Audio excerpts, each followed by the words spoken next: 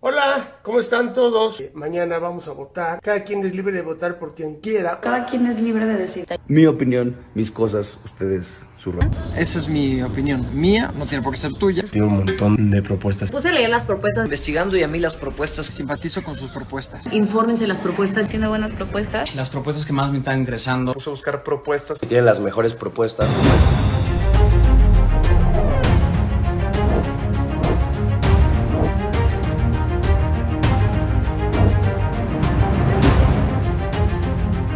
Bienvenidas, bienvenidos a Derecho a Saber, un programa del Instituto Nacional de Transparencia, Acceso a la Información y Protección de Datos Personales, el INAI.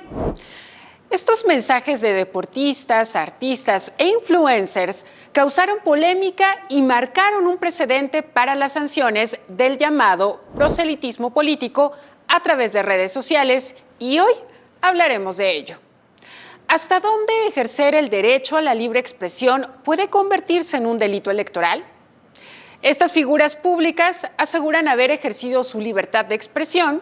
Sin embargo, los mensajes fueron publicados tan solo un día antes de la jornada electoral del 6 de junio de 2021, lo que encendió las alertas de las autoridades electorales. Ese mismo día, la Comisión de Quejas y Denuncias del Instituto Nacional Electoral ordenó retirar estas publicaciones al considerar que violaron la veda electoral y determinó que existía una acción concertada o planeada con un fin específico: difundir y apoyar las propuestas políticas del Partido Verde. Parecería en este sentido que se insiste en aprovechar de una manera desleal la pausa que la ley establece en el proselitismo político para todos los contendientes con la finalidad de tratar de posicionarse de manera alevosa y ventajosa. Y es que estas acciones parecían un déjà vu, pues en las elecciones intermedias de 2015, el Partido Verde Ecologista violó la ley de veda electoral de la misma manera al pagar a artistas, conductores y deportistas como el boxeador Julio César Chávez, el entonces director técnico de la Selección Nacional, Miguel Herrera, y artistas como Daniel Bisoño y Alex Intec, para que desde sus cuentas de Twitter enviaran su apoyo a favor del partido durante la veda electoral. La Unidad Técnica de Fiscalización del INE inició un procedimiento de queja oficioso en materia de fiscalización y un mes después, el 23 de julio de 2021, multó al Partido Verde con 41 millones de pesos, además de la suspensión de spots en radio y televisión por un año. Pero también el largo historial de violaciones a las normas evidencia que estas sanciones son insuficientes. Parecería que en los actos indebidos e ilegales ya está presupuestado el pago de este tipo de sanciones. Por lo tanto, me parece absolutamente pertinente, además de esa sanción cuantiosa, que procedamos con la cancelación del acceso a tiempos en radio y televisión durante un año. La influencer Fernanda Moreno reconoció que efectivamente estos saludos no eran mensajes espontáneos, sino una campaña por la que recibió un pago y se disculpó por ello. Y lo hicimos, debo admitir que lo hicimos. El voto es libre y secreto y me siento mal conmigo misma. De hecho, ni siquiera fue una campaña millonaria como están diciendo por ahí. En realidad fueron nada más 10,000 pesos, o al menos fue lo que se me pagó a mí. Yo sé que los influencers de la política no tienen nada que ver. Yo en lo personal soy ignorante del tema de la política en mi país. Y es duro decirlo. De verdad estoy tratando de hablar con ustedes, de sincerarme, de pedirles una disculpa. Y esta estrategia de promoción ya no solo la hace el Partido Verde. Ahora está involucrado un secretario de Estado. En enero, casualmente, los futbolistas Giovanni Dos Santos, Miguel Ayun y Braulio Luna publicaron videos en sus redes sociales en las que saludan y mandan un mensaje de respaldo al secretario de Gobernación, Adán Augusto López, una de las corcholatas del presidente Andrés Manuel López Obrador, y que busca ser candidato presidencial para Morena en los comicios de 2024. Estos mensajes causaron disgusto entre usuarios de redes sociales. Además, el PRD presentó una queja ante el INE contra Adán Augusto López al considerar que se trataba de actos anticipados de campaña.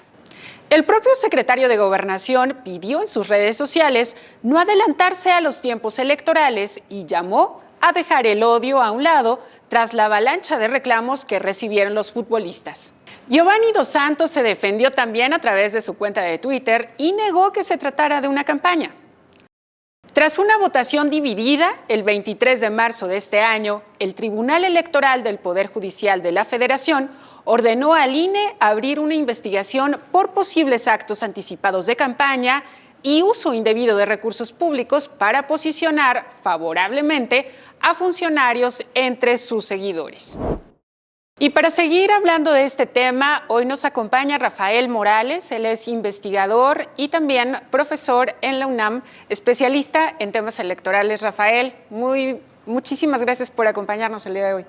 Gracias a ti, Nalia, y para mí es un gusto estar aquí con ustedes. Muchas gracias. Bueno, Rafael, ya vimos hace unos minutos toda esta estrategia por parte de influencers.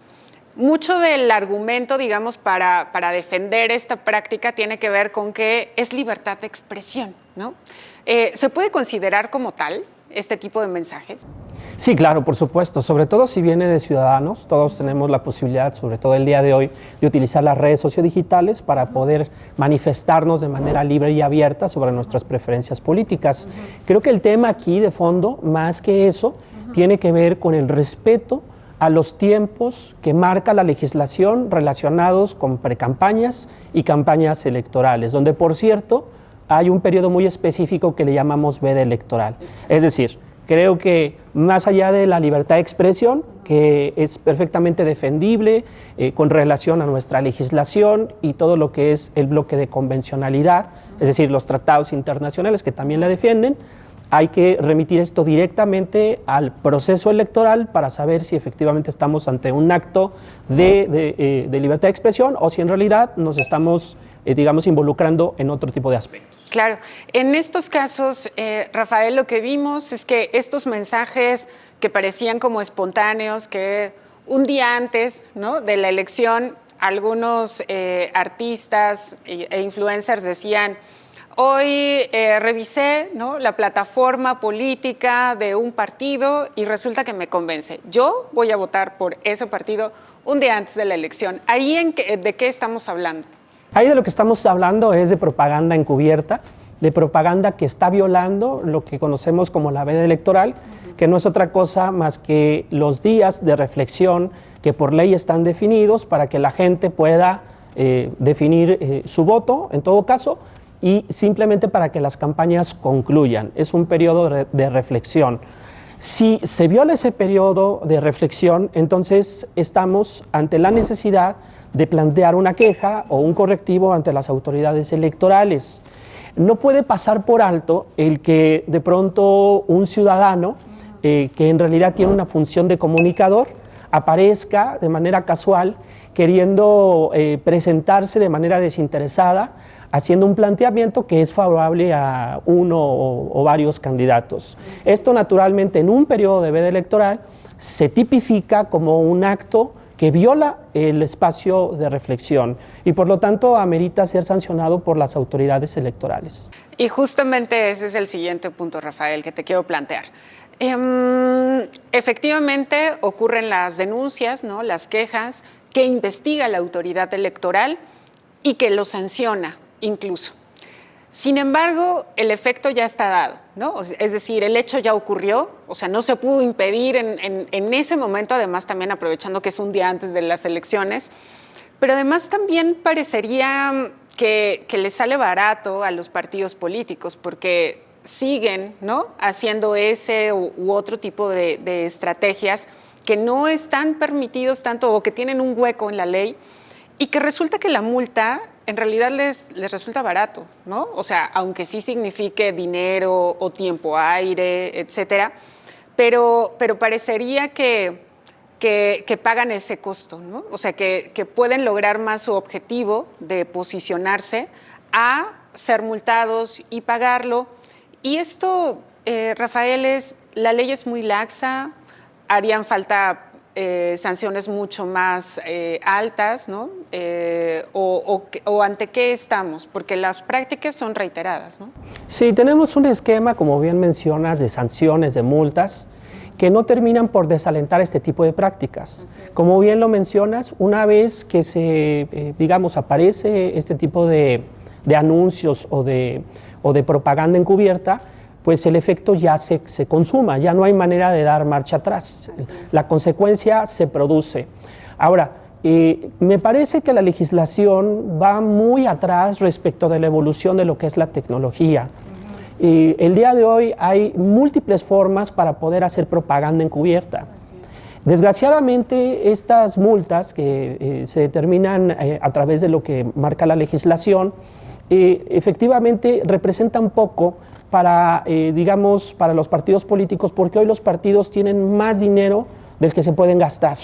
Entonces, en realidad, el esquema de multas al final no termina, por mandar la señal de que ese tipo de prácticas son nocivas, son perniciosas para la competencia, generan, para efectos prácticos, una total inequidad respecto de otros candidatos que no cuentan con los mismos recursos o que no cuentan con las mismas relaciones para poder hacer un clúster de influencers que puedan incidir, en el ánimo de la opinión pública. Así que creo que la legislación mexicana tiene todavía mucho por delante para poder precisar de qué manera anticiparte a este tipo de eventos con el fin de que la democracia no se vea perjudicada, sobre todo en horas clave. Claro.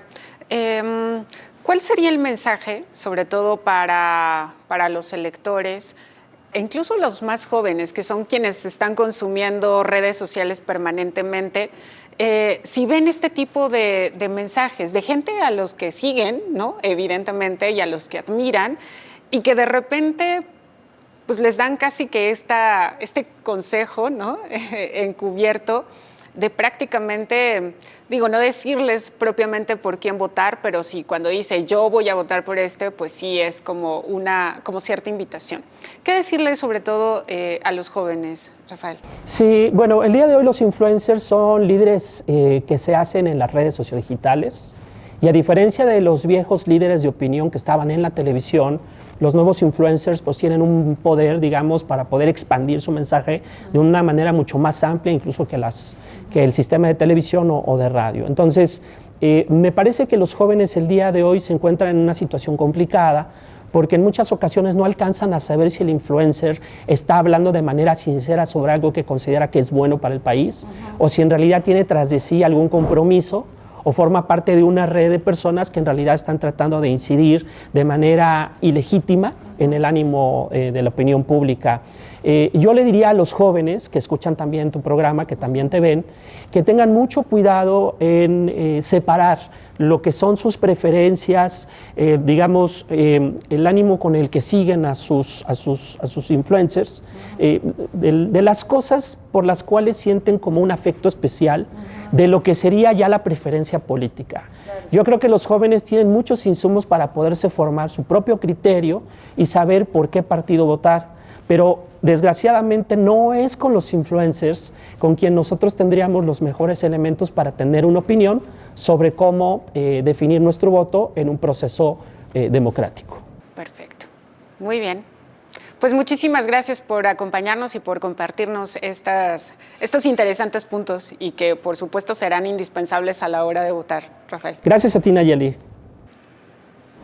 Bueno, y para seguir hablando de este tema, hoy tenemos el honor de que nos acompañen dos estupendos analistas. Paula, Sofía, ¿cómo estás? Naya, muy contenta de estar aquí. Muchísimas gracias. Miguel Romero.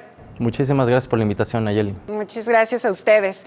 Y bueno, Paula, quisiera aprovechar que acabas de publicar junto con Tito Garza Onofre un libro que se llama La Mafia Verde. Y bueno, hace unos minutos justamente vimos lo que ha hecho el Partido Verde con diferentes estrategias para posicionarse e incluso una cosa que ustedes mencionan en el libro que es posicionar una marca. Y en este caso, el Verde introdujo esta estrategia de usar a influencers, ¿no? Y casualmente un día antes de la elección para decir, ay, hoy me levanté pensando que la propuesta verde me convence y voy a votar por el verde, ¿no? Primero, ¿qué dirías de esto, Paula, de lo que hacen para violar la ley, burlar la ley, testear la ley, ¿no? Como lo mencionan en su libro. Pues aquí lo que estamos viendo es, en ese caso en específico de los influencers, lo que llamaron la atención dos cosas. La primera, que se hizo durante el periodo de veda electoral, que es este periodo donde sabemos que ningún partido puede hacer un llamado al voto y que pues aquí la estrategia es, técnicamente no es un partido, sino eran estas personas que espontáneamente decidieron mandar un mensaje casi idéntico, casi a la misma hora, todos coordinados, que solo recuerdo que empezaban con he reflexionado mucho mi voto, ¿no? Y entonces todos reflexionaban mucho el voto y llamaban a votar por el verde. Lo primero es el tiempo. O sea, creo que es una de las cosas por las que la sanción fue tan grave, fue porque fue en periodo de veda electoral. Entonces, eso es lo primero. Lo segundo es en sí la estrategia.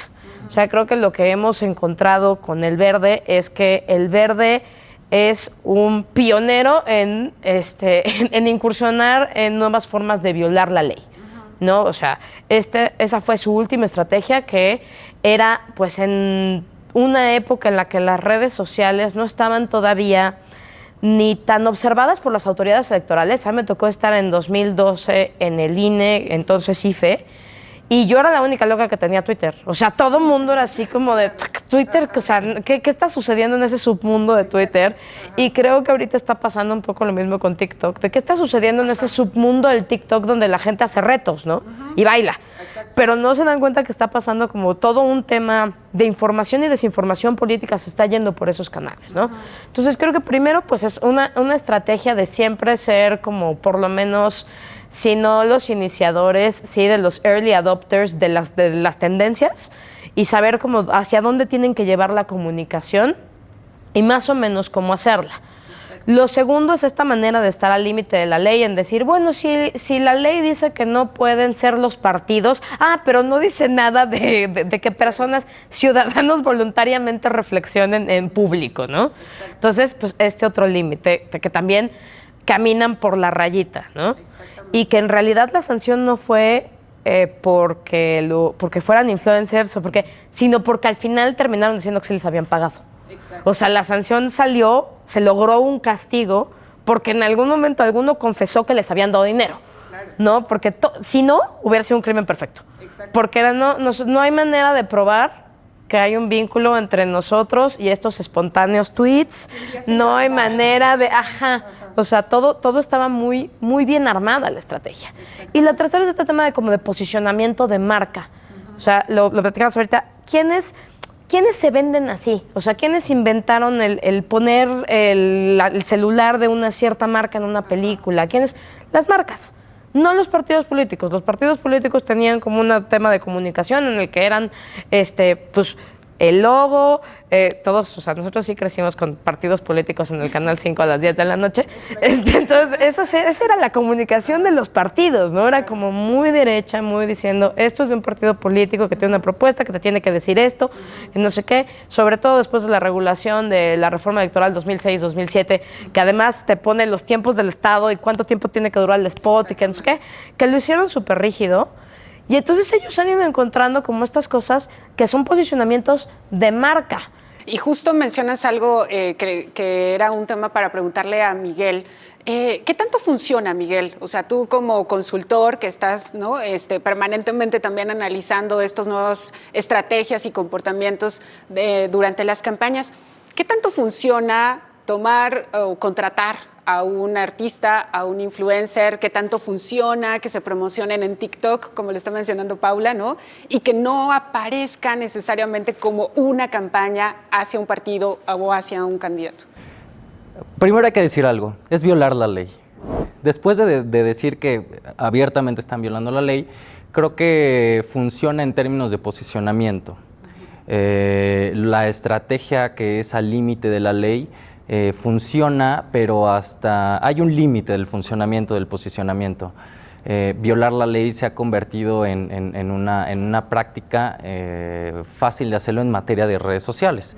Ahora, ahí la ponderación, como Paulina también lo dijo, es, bueno, lo que pasa es que hacen la ponderación de, bueno, voy a invertir 20 millones de pesos, me van a castigar con 40, pero anualmente recibo 507 millones de pesos.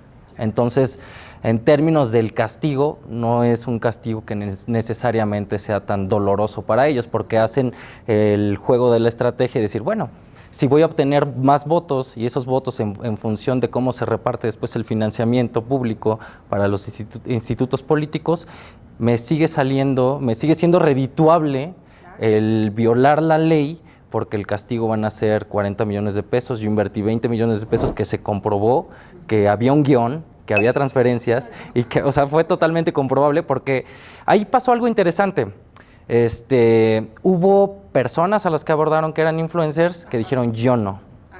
Y empezaron a decir yo no, qué mal que tú sí lo haces.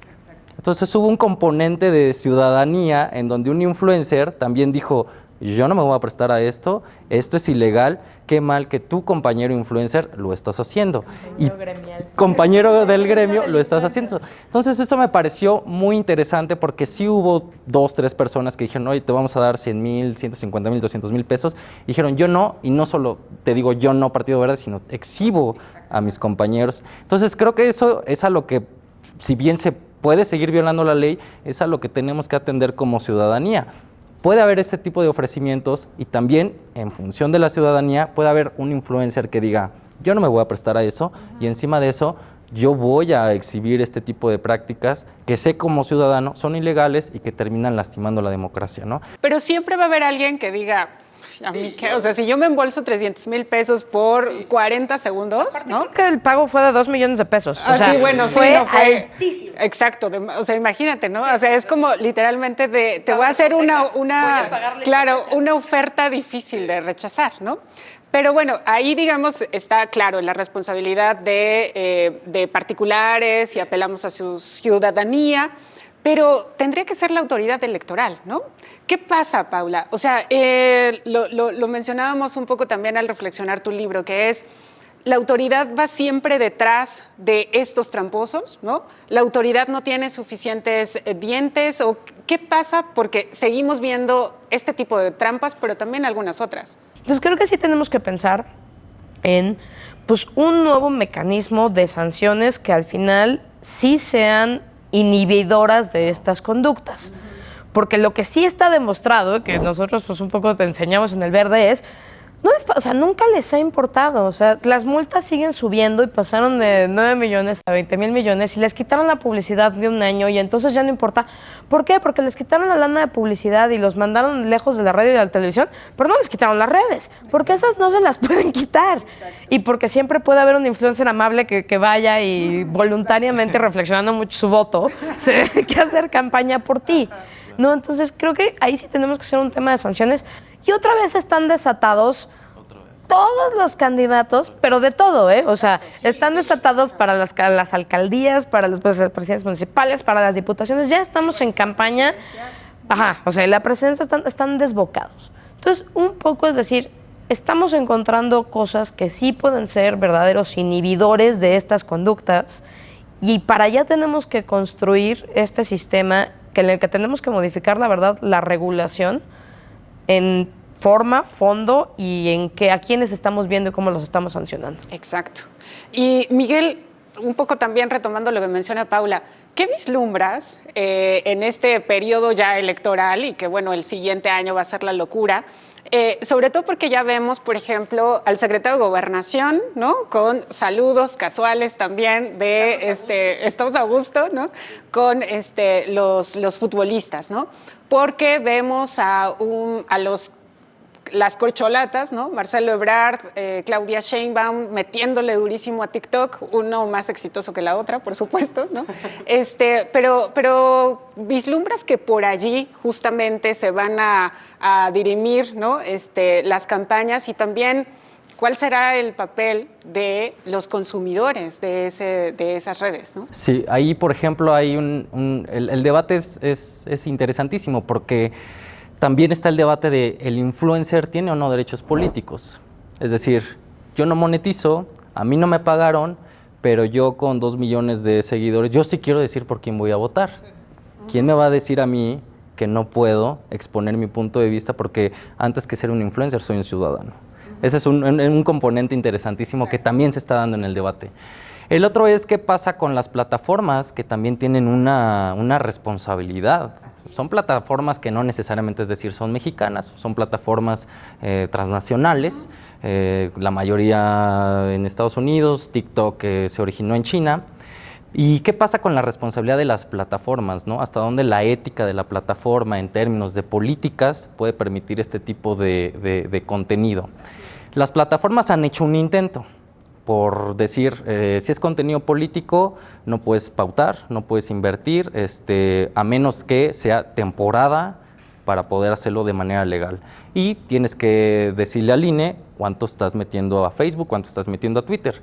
Lo que pasa es que una manera de darle la vuelta es que no necesariamente es el partido político, sino los influencers, sino páginas de memes, sino páginas de absolutamente cualquier otro contenido, que esas páginas funcionan, generan contenido, generan conversación, y de repente en tiempos electorales, en vez de publicar los memes que habían venido publicando muy exitosos sobre nutrición, sobre X cantidad de cultura fit, ahora se dedican a intercambiar y a poner un contenido fit y después un contenido de Adán Augusto y después un contenido de Claudia. Entonces, eso está detectado que es una mala práctica en el sentido de que ahí está pasando algo. Esas agencias de comunicación están cayendo en una violación abierta y flagrante de la ley al hacer compartir este tipo de contenido que es para ayudar a un candidato. Con los futbolistas, bueno, cualquier futbolista podría decir, bueno, a mí me gusta más Adán Augusto, a mí me gusta más Claudia, pero sí parece, como en el Partido Verde, en el caso específico de Adán Augusto, pues que había una cuestión coordinada en donde, en donde la autoridad sí puede decir, aquí está pasando algo, es necesario que se estudie el caso, y por ejemplo decir, sí, vamos a auditar, por ejemplo, a lo mejor la cuenta del futbolista vía el SAT, cuánto ingresó ese mes, o sea, si bien está pagándole el Deportivo América, bueno, a lo mejor tiene un extra ahí de 2 millones de pesos que nos deberían de decir de dónde salió, ¿no? Entonces, eso sí se puede. De una cuenta de Tabasco. Sí, exacto. Y yo creo que lo que hay ahorita en términos de reglas, el INE con su unidad de fiscalización, me parece que es importante lo que tiene como unidad de fiscalización y el tribunal en la interpretación de la ley. La ley general en materia electoral tiene un artículo que es el artículo 15 que dice que va a castigar con multa o con prisión a todos aquellos que hagan aportaciones, le pone aportaciones en dinero o en especie. Me parece que con la ley que tenemos en la Ley General de Materia de Delitos Electorales es totalmente funcional. El tribunal ya hizo sentencia sobre el Partido Verde, pero yo estoy seguro de que con lo que hay ahorita en la Ley General en Materia de Delitos Electorales, cuando dice en su artículo 15 aportaciones en dinero o en especie, cuando dice especie, significa que este tipo de prácticas de los influencers pueden ser castigados tanto los influencers como quien recibe el comentario en favor. En ese momento los influencers estaban asustados. Claro. De hecho, los influencers estaban diciendo, me van a meter a la cárcel. El tema de que les pagaron salió porque se asustaron, sí. y alguno dijo, sí nos pagaron. Sí. Ajá. Algunos ya empezaron a tener miedo y dijeron, no, sí nos pagaron. Sí nos pagaron, casi, o sea, recularon. Fue un poco, sí me pagaron, dígame dónde regreso el dinero. Exacto, ¿no? Y que lo sancionen a él, no a mí. Sí. Que no me metan a mí a la cárcel, claro. Ese es un caso donde la ley que está, con las instituciones que están, se puede castigar lo que está pasando el día de hoy. Bueno, pues el tiempo en televisión siempre es, nos castiga mucho, así que esta plática estuvo súper buena. Muchísimas gracias a los dos, de verdad, un privilegio que nos acompañaran en esta emisión. Muchísimas gracias. Ahora veamos lo que ha pasado en materia de transparencia en Actualidad INAI.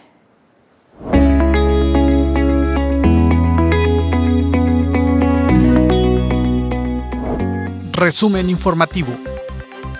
El INAI llevó a cabo la ruta de la privacidad en el estado de Guerrero, Ahí se enfatizó la necesidad de promover la cultura de protección de datos personales entre la población para prevenir riesgos que pueden presentarse particularmente en el ámbito digital. La Suprema Corte de Justicia de la Nación emitió el fallo de la controversia constitucional interpuesta por el INAI, mediante el cual determinó la invalidez del acuerdo por el que se declaran como de seguridad nacional e interés público los proyectos y obras de infraestructura del gobierno federal, publicado en noviembre de 2021. El Pleno del Instituto reconoció que la resolución de la Corte deja a salvo el derecho de la sociedad a conocer y a acceder a toda la información relacionada con los proyectos y obras a cargo del gobierno, lo cual permitirá monitorear su desarrollo y vigilar que el gasto público se lleve a cabo de manera eficaz y eficiente. En sesión extraordinaria, la Comisión Jurídica de Criterios y Resoluciones del Sistema Nacional de Transparencia aprobó una propuesta de lineamientos que plantea que cuando alguno de los plenos de los 33 organismos garantes no cuenten con quórum para sesionar, la ausencia de sus integrantes podrá ser cubierta por una persona funcionaria con nivel mínimo de dirección general o cargo homólogo. El Pleno del INAI se reunió con representantes de las organizaciones civiles, Fundar, artículo 19 y Designaciones, una reunión en la que abordaron la situación actual del instituto y el trabajo que sigue desarrollando para garantizar el derecho de acceso a la información y el de protección de datos personales. En Toluca, el INAI participó en el ciclo de conferencias Elecciones, Combate a la Corrupción y Transparencia. Ahí se advirtió que no puede haber democracia sin organismos autónomos, independientes y técnicos que garanticen los derechos fundamentales de las y los mexicanos. En Durango, el instituto impartió la conferencia Presente y Futuro del INAI, Estado Actual de la Controversia Constitucional. Se planteó que sin este organismo autónomo, los derechos de acceso a la información y de protección de datos personales no estarían al alcance de la sociedad.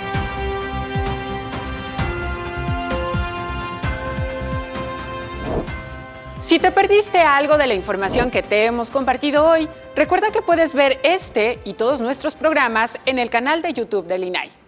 Muchísimas gracias por habernos acompañado en esta emisión y te esperamos la siguiente semana, porque recuerda que tú tienes derecho a saber.